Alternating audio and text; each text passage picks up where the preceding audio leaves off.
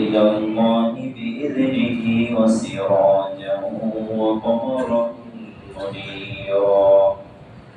أما بعد فقد قال الله تعالى في كلامه المجيد وفي فرقانه الحميد. সবাই পড়ি আউযু বিল্লাহি মিনাশ শাইতানির রাজীম। বিসমিল্লাহির রাহমানির রাহিম। ইন্নাল্লাযীনা ইউযুনা আল্লাহা ওয়া রাসূলাহু لعنهم الله في الدنيا والآخرة ولهم عذاب مهين. وقال رسول الله صلى الله عليه وسلم إن الله يرفع أمتي بهذه الكتاب ويضع به آخرين، أو كما قال عليه الصلاة والسلام. وقال تعالى في شان حبيبه عامرا ومخبرا إن الله وملائكته يصلون على النبي يا أيها الذين آمنوا صلوا عليه وسلموا تسليما. اللهم صل على محمد وعلى آل محمد كما صليت على إبراهيم وعلى آل إبراهيم إنك حميد مجيد. اللهم بارك على محمد وعلى آل محمد كما باركت على إبراهيم وعلى آل إبراهيم إنك حميد مجيد. بلغ العلا بكماله كشف الدجى بجماله حسنت جميع خصاله صلوا عليه وآله. جمال حسن يوسف فقد عاش في زليخاته तुम्हारे रोए रोशन पर फिदा सारे खुदाई बलगल उला बिकमालिही कशफत दुजा बिजमालिही हसनत जमीअ खसालिही सल्लु अलैहि व आलिहि। সবাই কেমন আছেন? আলহামদুলিল্লাহ। আল্লাহ রাব্বুল আলামিনের শুকরিয়া আদায় করি, অসংখ্য অগণিত শুকরিয়া যে বৃষ্টি শুরু হয়েছে। বৃষ্টি উপেক্ষা করেও আমরা আল হেরা জামে মসজিদে আজকের এই পবিত্র জুমার দিনে সুস্থ মন নিয়ে আল্লাহ পাকের সন্তুষ্টি অর্জনে আল্লাহ রাব্বুল আলামিনের নৈকট্য হাসিল লাভের উদ্দেশ্যে আসতে পেরেছি। আজকের এই পবিত্র জুমার দিনে যে মহান আল্লাহ সুবহানাহু ওয়া তাআলা আমাদেরকে আসার বসার এবং আজকের এই আলোচনা শোনার তৌফিক দিয়েছেন, সেই আল্লাহ সুবহানাহু ওয়া তাআলার আলিশান দরবারে তারই দেওয়া জবান দিয়ে দিল খুলে আমরা সবাই শুকরিয়া আদায় করি। আলহামদুলিল্লাহ। রব্বানা লাকাল হামদ হামদান কাসীরান طيبا مباركا فيه يا ربي لك الحمد كما ينبغي لجلال وجهك وعظيم سلطانك প্রশংসা করলাম কার? সর্ব অবস্থায় সকল প্রশংসার একমাত্র মালিককে আল্লাহ তাআলার প্রশংসা করি। সাথে সাথে আমরা আমাদের প্রিয় নবী রাহমাতুল লিল আলামিন সাইয়্যিদুল মুরসালিন জনাব রাসূলুল্লাহ সাল্লাল্লাহু আলাইহি ওয়াসাল্লামের পরে লক্ষ কোটি দরুদ সালাম করছি। সবাই একবার পড়ে নেই সাল্লাল্লাহু আলাইহি ওয়াসাল্লাম। সম্মানিত হাজিরিন, সম্মানিত মুসলিয়ানে কিরাম, আমি পবিত্র কোরআনুল কারীমের সূরাতুল আহজাবের 57 নম্বর আয়াত তেলাওয়াত করেছি। এই আয়াতে কারীমায় আল্লাহ রাব্বুল আলামিন বলেন, ইন্নাল্লাযীনা ইউযুনাল্লাহা ওয়া রাসূলাহু, নিশ্চয়ই আল্লাহ রাব্বুল আলামিন যারা আল্লাহকে কষ্ট দেয়, কি দেয়? কষ্ট দেয়। ও রাসূলাহু, এবং তার রাসূলকে কষ্ট দেয়।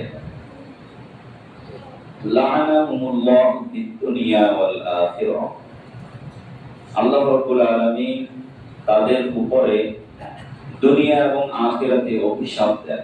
জোরে বলেন নাউযুবিল্লাহ। ওয়ালাহুম আযাবুম মুহিন, এবং তাদের জন্য রয়েছে যন্ত্রণাদায়ক শাস্তি। কোরআনুল কারীমের এই আয়াতকে সামনে নিয়ে আজকে আমরা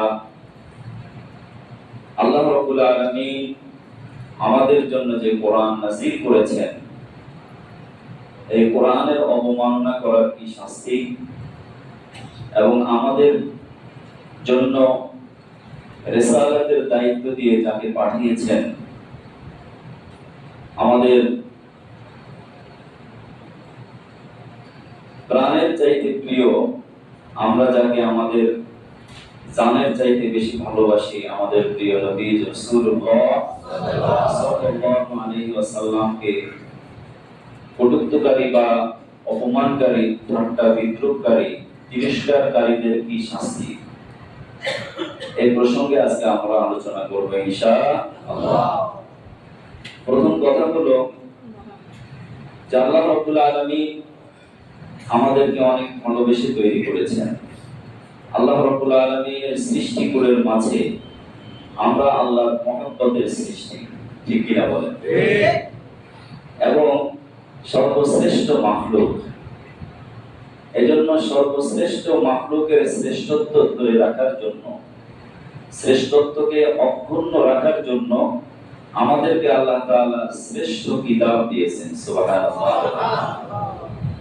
আমরা যদি এই কিতাবকে সম্মান করি, ইজ্জত করি, ভালোবাসি, মেনে চলি, আমাদের ইহকাল এবং পরকাল শান্তিময় এবং সফলতা দান করবেন তিনি কে? আল্লাহ সুবহানাহু ওয়া তাআলা। অপরদিকে যদি আমরা আল্লাহ রাব্বুল আলামিনের পক্ষ থেকে শ্রেষ্ঠত্ব পেয়েও, শ্রেষ্ঠ মাখলুক হয়েও, শ্রেষ্ঠ কিতাব পেয়েও তারপরে যদি আমরা এর অবমাননা করি, অথবা আমাদের দ্বারা যদি কোনো অসম্মান হয়ে যায়, তাহলে এর শাস্তিটাও ঠিক সেরকম আছে, ঠিক কিনা বলেন? আল্লাহ রাব্বুল আলামিন পবিত্র কোরআনুল কারীমের সূরা তাহা 124 নম্বর আয়াতে বলেন, ওমান আ'রাদা আন যিকরি, যে ব্যক্তি আমার স্মরণ থেকে গাফেল থাকবে, বিমুখ থাকবে, অন্য মনস্ক থাকবে, আমার জিকিরকে, আমার স্মরণকে, আমার কোরআনকে, এই জিকির শব্দের অনেকগুলো অর্থ রয়েছে। বিখ্যাত তাফসীর কারক ইমাম কুরতুবী এবং তাফসীরে তাবারী এবং তাফসীরে ইবনে কাসির সহ অসংখ্য তাফসীরে জিকির শব্দের অর্থ করা হয়েছে কোরআন। কি করা হয়েছে? কোরআন। আল্লাহ রাব্বুল আলামিন বলেন, ওমান আ'রাদা আন যিকরি, যে ব্যক্তি আমার কোরআন থেকে বিমুখ থাকবে, অন্য অর্থে আমার দ্বীন থেকে, আরেকটি অর্থ আমার স্মরণ থেকে, আরেকটি অর্থ আমার সম্মান থেকে, আমার ইসলাম থেকে, আমি যেটি মানুষের জন্য জীবন বিধান দিয়েছি, এই বিধান থেকে যে বিমুখ থাকবে, উপেক্ষা করবে, ফাইন্না লাহু মাঈশাতান দানকা, তার জন্য তার জীবন যাপনটা হয়ে যাবে অত্যন্ত সংকীর্ণ। জোরে বলেন নাউযুবিল্লাহ। জীবন যাপনটা সংকীর্ণ হয়ে যাবে, সে কোথাও শান্তি পাবে না। শান্তি শান্তি করে সে শুধু চিল্লাইতে থাকবে, কিন্তু শান্তি তার দেখা দিবে না। ঠিক কিনা বলেন? ধন সম্পদ, ঐশ্বর্য, টাকা পয়সা, যশ খ্যাতি সবকিছুই থাকবে, কিন্তু শান্তি নামক একটি বস্তু তার কাছে থাকবে না। এরকম অসংখ্য ঘটনা আমাদের সামনে আছে না নাই? আল্লাহ রাব্বুল আলামিন চমৎকার ভাবে মানব জাতির দৃষ্টি আকর্ষণ করেছেন, মানুষ যেন আল্লাহর জিকির থেকে গাফেল না হয়, আল্লাহর স্মরণ থেকে বিমুখ না হয়, আল্লাহর স্মরণে যেন সে সব সময় মনোযোগী হয়। ومن أعرض عن ذكري فإن له معيشة ضنكا। ضنكا শব্দের অর্থ হলো সংকীর্ণ। যেমন একটা মানুষ একটা ঘরে অবস্থান করছে, হঠাৎ করে ঘরে ডাকাত পড়েছে। ঘরে কি ডাকাত ঘরে আক্রমণ করেছে, এখন সে ঘর থেকে বের হয়ে বাঁচবে। বাঁচার জন্য সে রাস্তা খুঁজছে, খুঁজতে খুঁজতে দেখলো যে একটা দরজা খোলা আছে, কিন্তু দরজার চতুর্দিকে আবার শত্রু দুশমন। দরজাটা একেবারে প্রায় সংকীর্ণ, কোন রকম বের হওয়া যাবে। সে ভয় পাচ্ছে, যদি আমি বের হতে যাই, বাহিরে যে আমার শত্রুরা আছে তারা আমার উপর আক্রমণ করবে, অথবা আমি আমার জীবন বাঁচাতে গিয়ে যদি সেদিকে অগ্রসর হই, ভিতরের শত্রুরাও আমার উপর আক্রমণ করবে। এরকম একটা সংকীর্ণ দরজা দেখে সে হতবিহ্বল, সে সিদ্ধান্তহীনতায় ভুগবে। সে চিন্তা করবে কোন রাস্তায় আমার শান্তি আছে, সামনে গেলে শান্তি, নাকি ঘরে থাকলে শান্তি, নাকি দৌড় দিলে শান্তি পাবো, নাকি বসে থাকলে শান্তি পাবো। আসলে সে শান্তি পাবে না, কারণ তার রাস্তা এখন কি সংকীর্ণ, কণ্টকাকীর্ণ, কাঁটা বিছানো পথ। বিপদ সংকুল, যখন তখন তার উপর আক্রমণ হতে পারে। আল্লাহ রাব্বুল আলামিন বলেন যে আমার স্মরণ থেকে এরকম গাফেল থাকবে, বিমুখ থাকবে, আমার কোরআন থেকে যে উপেক্ষা করে চলবে, তার জীবনটাও আমি ঠিক এরকম সংকীর্ণ করে দেব। জোরে বলেন নাউযুবিল্লাহ। ফাইন্না লাহু মাঈশাতান দানকা, দুনিয়ার জীবনের শাস্তি সংকীর্ণ জীবন হয়ে যাবে, কোথাও যাবে শান্তি পাবে না। ব্যবসায় শান্তি নাই, চাকরিতে শান্তি নাই, ঘরে শান্তি নাই, পরিবারে শান্তি নাই, সমাজে শান্তি নাই, যেখানে যাক সেখানে শান্তি পাবে না। জীবনটা কি হয়ে যাবে? সংকীর্ণ। কি হবে? সংকীর্ণ জীবন হয়ে যাবে। এটা হলো দুনিয়ার শাস্তি। দুনিয়ার শাস্তি কত কঠোর শাস্তি, যদি চিন্তা করি যে আমাদের আশেপাশে, দেশে, দেশের বাইরে, আমাদের পাড়া প্রতিবেশী, আমাদের আত্মীয় স্বজন, কত মানুষ আছে, কত সম্পদ, কত টাকা, কত পয়সা, কত যশ, কিন্তু জিজ্ঞেস করে দেখেন শান্তি আছে? কি বলবে? শান্তি নাই। এজন্য বহু বছর আগে আমরা যখন ছোট ছিলাম, একজন বিখ্যাত বক্তা ছিলেন, উনি এখন ইন্তেকাল করেছেন, আব্দুল হক আব্বাসী রাহিমাহুল্লাহ, গোয়ালন্দের পীর সাহেব। তিনি ওয়াজ করতেন যে শান্তি একটা ছেলের নাম, আর শান্তি একটা মেয়ের নাম, আর ইসলাম একটা ছেলের নাম। হঠাৎ করে শান্তি উদাও, শান্তিকে খুঁজে পাওয়া যাচ্ছে না। ইসলামের বাবাও ইসলামকে খুঁজে পাচ্ছে না। এরকম টিনেজ বয়সে বা যুবক বয়সে অনেক সময় বাবা মার কাছে না বলে ছেলে মেয়ে কি হয়ে যায়? উদাও হয়ে যায়, শিক্ষা প্রতিষ্ঠান থেকে উদাও হয়, পালিয়ে গেছে। এখন শান্তির বাবাও পেরেশান, ইসলামের বাবাও পেরেশান। উনি দৃষ্টান্ত দিচ্ছেন যে শান্তির বাবা মাইকিং শুরু করে দিয়েছে, আমার শান্তি কই, আমার শান্তি কই। ইসলামের বাবা বলছে আমার ইসলাম কই। পরে যেতে যেতে মাইকিং করতে করতে করতে রাস্তার মোড়ে কিছু লোক বললো যে আপনার মেয়েকে দেখেছি এখানে দাঁড়িয়ে একটা ছেলের সাথে কথা বলতে। ওই ছেলের নাম হলো শান্তি। ছেলের নাম কি? শান্তি। এখন ছেলের নাম হলো ইসলাম। আপনি আসছেন, আমার মনোযোগটা সম্পূর্ণ হয়ে গেছে যে এইভাবে আসা ঠিক না। আগে এসে বলবেন, অথবা যদি জরুরত থাকে তাহলে এখান থেকে যাবেন। যে আপনি আসতেছিলেন, আমার মনোযোগটা বিচ্ছিন্ন হয়ে গেছে, ঠিক কিনা? এরকম আশা কি ঠিক না? শুধু ওনার ক্ষেত্রে অপমান মনে করবেন না, ওনার ক্ষেত্রে নয়, সবার ক্ষেত্রেই। যখন আমরা এখানে কথা বলি তখন আমাদেরকে দিয়ে কথা বলান কে? আরেকটু আসতে বলেন, কে বলে? কারণ আমার হাতে কি কোনো কিতাব আছে? কোনো বই আছে? আপনাদের দোয়া আছে, আপনাদের মনোযোগ আছে আমার দিকে। আপনাদের দুই চোখটা কার দিকে? আমার দিকে। আর আমার জবানটা, আমি কথা বলছি কার উপরে তাওয়াক্কুল করে? আল্লাহর উপরে। এখন যদি কেউ এভাবে আসতে থাকে তখন আমার দৃষ্টি কি ওদিকে যায়, মনোযোগটা একটু বিচ্ছিন্ন হয়। তো যাই হোক, আমরা একটা দুরূদ শরীফ পড়ি। আল্লাহুম্মা সাল্লি আলা মুহাম্মাদিন ওয়া আলা আলি মুহাম্মাদ কামা সাল্লাইতা আলা ইব্রাহিম ওয়া আলা আলি ইব্রাহিম ইন্নাকা হামিদুম মাজিদ। আল্লাহুম্মা বারিক আলা মুহাম্মাদিন ওয়া আলা আলি মুহাম্মাদ কামা বারাকতা আলা ইব্রাহিম وعلى آل إبراهيم إنك حميد مجيد। বলছিলাম, শান্তি যেখানে আছে ইসলাম কোথায় আছে? সেখানেই আছে। অর্থাৎ শান্তির সাথে ইসলামের একটা সুসম্পর্ক আছে।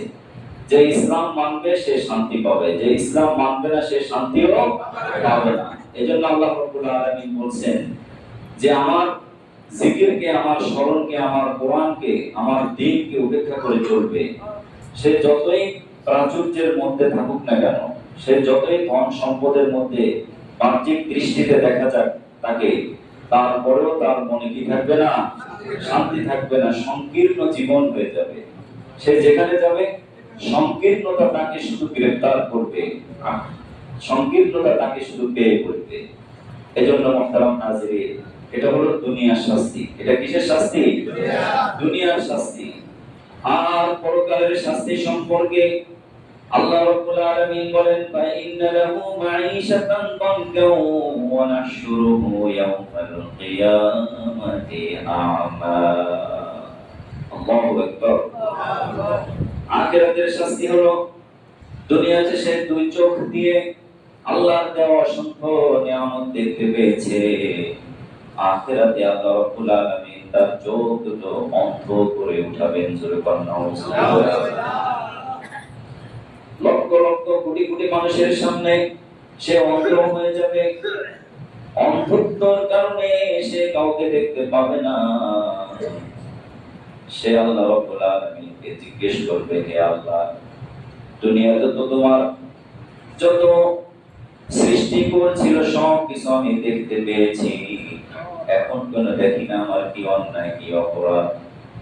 আল্লাহ রাব্বুল আলামিন জবাব দিয়ে দিবেন, ومن أعرض عن ذكري فإن له معيشة ضنكا ونحشره يوم القيامة أعمى قال رب لم حشرتني أعمى وقد كنت بصيرا قال كذلك أتتك آياتنا فنسيتها وكذلك اليوم تنسى। আল্লাহ রাব্বুল আলামিন বলেন, কাযালিকা আতাকা আয়াতুনা, তোমার কাছে আমার দ্বীন আসছিল, তোমার কাছে আমার কোরআন ছিল, আমার রাসূল আসছিল, রাসূলের উত্তরসূরি যারা উলামায়ে কিরাম তোমাদেরকে কোরআনের কথা শুনিয়েছে, দ্বীনের কথা বুঝাইছে, পরকালের বিশ্বাসের কথা বুঝিয়েছে, দ্বীনের উপরে চললে তোমার ইহকালীন এবং পরকালের শান্তি সে কথা বুঝিয়েছে।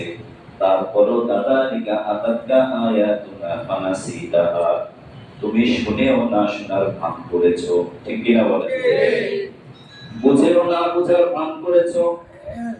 উপলব্ধি করেও চিন্তা করেছো যে না, আমি আমার পদ পদবি হারিয়ে যাবে, আমার সম্মান নষ্ট হবে, আমার ইজ্জত নষ্ট হবে, আমি মানুষের কাছে সম্মান পাবো না যদি ইসলাম মানি। জোরে বলেন নাউযুবিল্লাহ। আরবের অনেক মুশরিকরা, কাফেররা, তারা ইসলাম মানে নাই শুধুমাত্র সম্মানের ভয়ে, যে ইসলাম মানলে বুঝি আমার সম্মান নষ্ট হয়ে যাবে। জোরে বলেন নাউযুবিল্লাহ।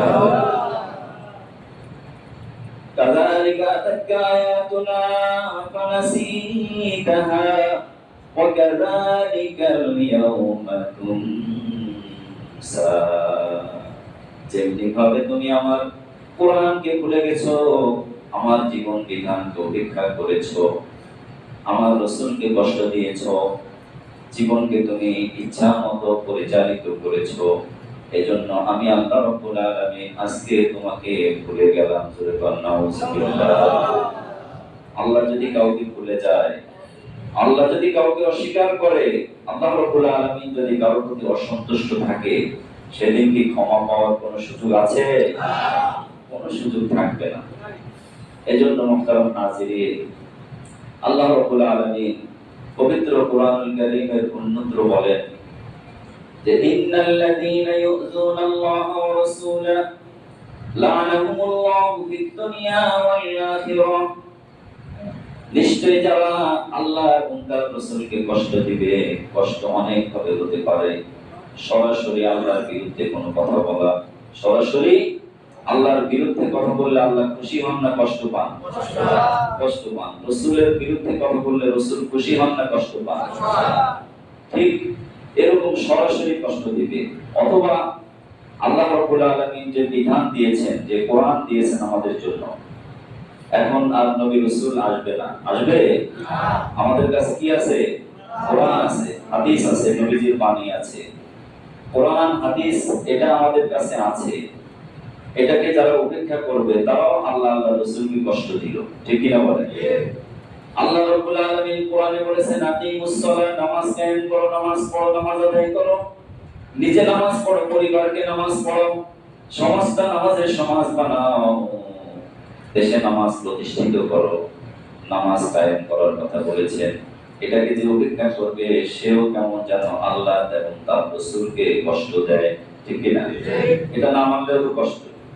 ঠিক এরকম যতভাবে আল্লাহ রাব্বুল আলামিন নির্দেশ আছে, আল্লাহর নির্দেশ যতভাবে আছে, সমস্ত নির্দেশগুলোকে যদি আমি না মানি, তাহলে কেমন জানি আল্লাহ রাব্বুল আলামিন আমার উপরে অসন্তুষ্ট হবেন, আমার উপরে অসন্তুষ্ট হবেন, আল্লাহ কষ্ট পাবেন। ঠিক কি না বলে? এই কষ্ট পাওয়ার কারণে দুনিয়ার জীবনে আল্লাহ রাব্বুল আলামিন আমাদেরকে শাস্তি দেয়। দুনিয়ার জীবনে আল্লাহর পক্ষ থেকে শাস্তি আছে। এখন প্রিয় নবী জনাব রাসূলুল্লাহ সাল্লাল্লাহু আলাইহি সাল্লামের যুগে যারা সরাসরি আল্লাহর বিরুদ্ধে কথা বলতো, সরাসরি কোরআনের বিরুদ্ধে কথা বলতো, সরাসরি রাসূলুল্লাহ সাল্লাল্লাহু আলাইহি সাল্লামকে কষ্ট দিত, তাদেরকেও সুস্পষ্ট শাস্তি দেওয়া হয়েছে, তাদেরকেও ক্ষমা করা হয় নাই। এরকম অসংখ্য ঘটনা রয়েছে। আমরা জানি যে রাসূলুল্লাহ সাল্লাল্লাহু আলাইহি সাল্লামের মাক্কি জীবনে তিনি যে কষ্ট স্বীকার করে ইসলাম প্রচার করেছেন এবং ইসলামের সুমহান আদর্শকে মানব জাতির সামনে তুলে ধরেছেন, সেই আদর্শকে বাস্তবে একেবারে আল্লাহ রাব্বুল আলামিন পরিপূর্ণ কমপ্লিট অফ লাইফ হিসেবে মাদানী জীবনে আল্লাহ রাব্বুল আলামিন দেখিয়ে দিয়েছেন যে ইসলাম শুধু ব্যক্তিতে নয়, ব্যক্তিতে যেমন ইসলাম প্রয়োজন, পরিবারেও ইসলামের প্রয়োজন আছে না নাই? সমাজেও ইসলামের দরকার আছে না নাই? তরুণ প্রজন্ম এখন সেটাই ভালো বুঝতেছে, আলহামদুলিল্লাহ বলি। যুবকেরা এখন ইসলামের দিকে ধাবিত হচ্ছে, কারণ তারা জানে যে এতদিন আমাদেরকে যা কিছু শেখানো হয়েছে, আমাদেরকে যা কিছু বলা হয়েছে, সেটার মধ্যে আমরা শান্তি পাই নাই। আসলে শান্তি আছে কিসের মধ্যে? ইসলামের মধ্যে। নবীজি মাক্কি জীবনে যখন তিনি মক্কাকে বিজয় ঘোষণা করলেন, আল্লাহ রাব্বুল আলামিন সূরা নাজিল করলেন, ইযা জাআ নাসরুল্লাহি ওয়া রাআইতান নাসা ইয়াদখুলুনা ফি দীনিল্লাহি আফওয়াজা। যখন আল্লাহ রাব্বুল আলামিন সূরা নসর নাযিল করলেন। সূরা নসর নাযিল করে তিনি বললেন ওয়াইদান নাস ইয়াদখুলুনা, যারা কাজ করে তারা করবে, আমরা আমার কথা শুনে। ওয়াইদান নাস ইয়াদখুলুনা, আপনি মানুষকে দেখবেন তারা দলে দলে ইসলামে প্রবেশ করছে, বলে আলহামদুলিল্লাহ। ফাসাব্বিহ বিহামদি রাব্বিকা, অতএব মানুষ যে ইসলামে প্রবেশ করছে, ইসলামের আলোয় তারা আলোকিত হচ্ছে, ইসলামের ছায়াতলে আসছে, এজন্য আপনি তাসবিহ পড়েন, প্রশংসা করেন কার? আল্লাহ। আল্লাহর প্রশংসা দিয়ে আপনি আল্লাহ পাকের শুকরিয়া আদায় করেন, বলি আলহামদুলিল্লাহ। ফাসাব্বিহ বিহামদি রাব্বিকা, আল্লাহ পাকের প্রশংসা মিশ্রিত তাসবিহ। এজন্য নবীজি বলেন যে আল্লাহর কাছে আরবাউ কালিমাতিন, চারটি কালিমা আল্লাহর কাছে খুবই প্রিয়। এক নম্বর কি? সুবহানাল্লাহ, সবাই বলি সুবহানাল্লাহ। দুই নম্বর আলহামদুলিল্লাহ, লা ইলাহা ইল্লাল্লাহ, আল্লাহু আকবার। সবাই একসাথে বলি সুবহানাল্লাহ, আলহামদুলিল্লাহ, লা ইলাহা ইল্লাল্লাহ।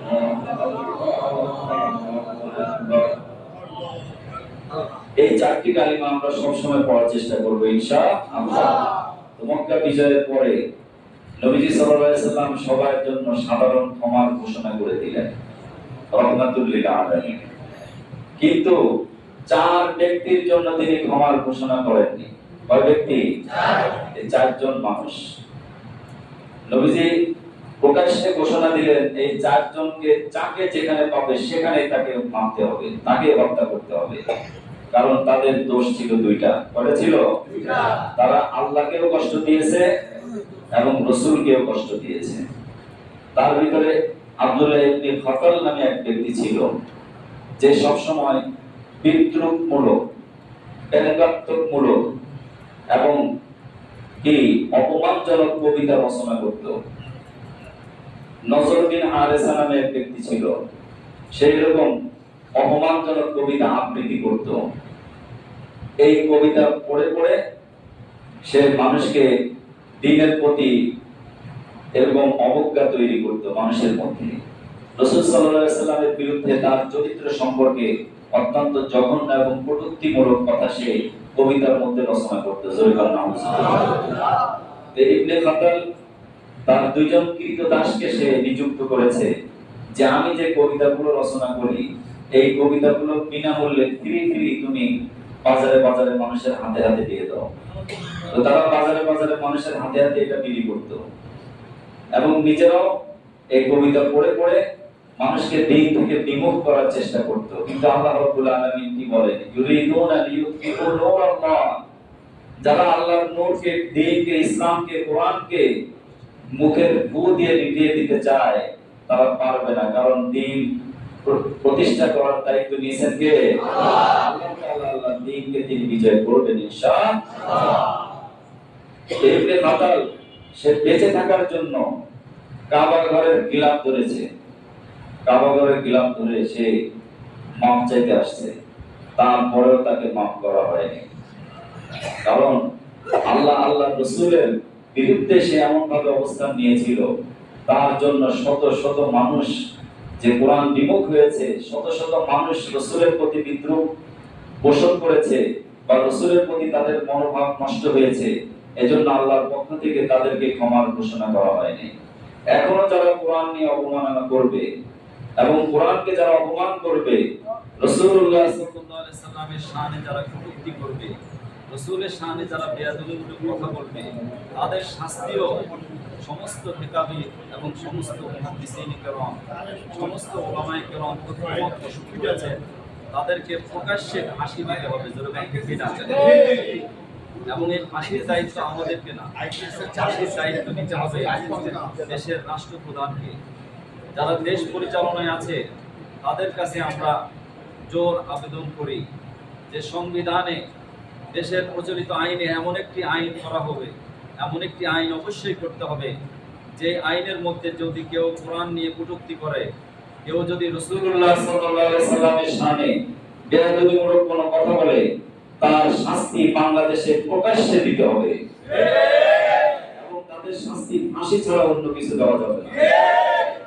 এজন্য আল্লাহ রাব্বুল আলামিন সূরা মায়েদার 33 নম্বর আয়াতে বলেন, ইন্নাল্লাযীনা ইউহারিবুনা আল্লাহা ওয়া রাসূলাহু ওয়া ইয়াসআউনা ফিল আরদি ফাসাদান আন ইউকাত্তালু আও ইউসাল্লাবু আও তুকাত্তাআ আইদিহিম ওয়া আরজুলুহুম মিন খিলাফিন আও ইউনফাউ মিনাল আরদি। যে ব্যক্তি আল্লাহ আল্লাহর রাসূলের বিরুদ্ধে অবস্থান নেবে, যে কোরআনকে অবমাননা করবে, রাসূলুল্লাহ সাল্লাল্লাহু আলাইহি সাল্লামের শানে বেয়াদবিমূলক আচরণ করবে অথবা কথা বলবে, বিবৃতি দিবে, কোনো কিছু সে প্রকাশ করবে, তার শাস্তি কোরআনের ভাষায় চারটি। কয়টি? এক নম্বর হলো আইয়ু হত্যালু, তাদেরকে হত্যা করা হবে, ফাঁসি দেওয়া হবে। এক নম্বর শাস্তি কি? আও ইসাল্লাবু, দুই নম্বর হলো তাদেরকে সুরে চালানো হবে, ফাঁসির কাছে তাদেরকে দাঁড়াতে হবে। আও তুকাত্তাআ আইদিহিম মিন খিলাফিন, অথবা তাদের পা এবং হাতকে বিপরীত দিক দিয়ে কেটে দিতে হবে। 4 নম্বর শাস্তি হলো, যেহেতু তারা দেশে থেকে দেশের আলো বাতাস পেয়ে দেশের ট্যাক্স দিয়ে দেশের সার্বিক নিরাপত্তা ভোগ করে দেশের জনগণের সাথে মিশে তারা দেশ বিরোধী এবং আল্লাহ রসুলের বিরুদ্ধে অবস্থান নিয়েছে, তাদেরকে দেশ থেকে বের করে দিতে হবে। এরকম 4টি শাস্তি কোরআনে রয়েছে। অতএব এই শাস্তিগুলো যেন বাংলাদেশের প্রচলিত আইনেও এটা বলবৎ করা হয়।